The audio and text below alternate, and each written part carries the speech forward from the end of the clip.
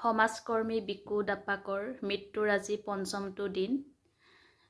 মিচিং সমাজে পঞ্চমটো দিনত তিলনি পাতে, যিহেতু তেওঁৰ আজি মৃত্যুৰ পঞ্চমটো দিন।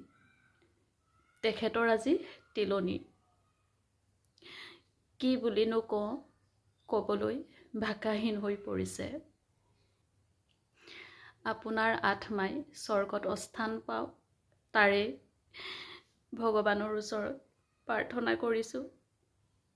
ভবা নাছিলোঁ আপুনি ইমান কম দিনৰ কাৰণে আহি সকলোকে কন্দুৱাই থৈ ঘপককৈ গুচি যাব।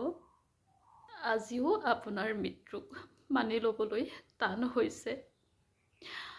আপুনি সমাজৰ কাৰণে বহুখিনি কৰি থৈ গ'ল আৰু বহুখিনি কৰিবলৈ ৰৈ গ'ল। গতিকে আপুনি পুনৰ জন্ম হৈ ঘূৰি আহক আমাৰ সমাজলৈ। আমি সকলোৱে আশা কৰিছিলোঁ আপোনাৰ পৰা সাংস্কৃতিক দিশত আৰু শৈক্ষিক দিশটো অধিক মজবুত আৰু টনকিয়াল কৰি নৱপ্ৰজন্মক আগুৱাই লৈ যোৱাটো।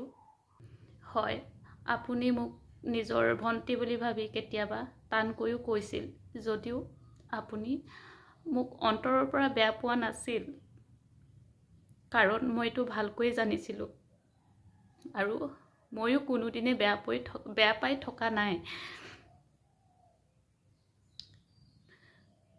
যেতিয়া কিছুমান জানিবলগীয়া বা সুধিবলগীয়া কথা থাকে, আপোনাক মই ফোন কৰিছিলোঁ বা লগ পালে সুধিছিলোঁ বা আলোচনা কৰিছিলোঁ, তেতিয়া আপুনি কোনোদিনাখন বুজাই দিবলৈ বা কৈ দিবলৈ কৃপণালি কৰা নাছিলে।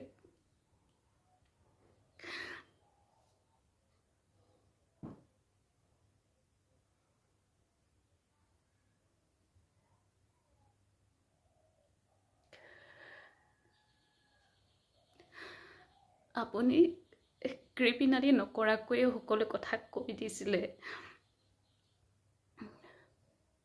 এতিয়া সুধিবলৈ আৰু কোনো নাই। নিজৰ ভণ্টি বুলি ভাবি টানকৈ ক'বলৈও বা গালি পাৰিবলৈও কোনো নাই।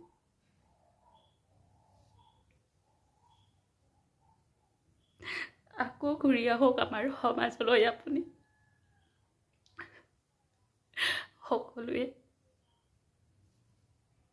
সকলোৱে আপোনাক বিচাৰিছে আমাৰ সমাজত।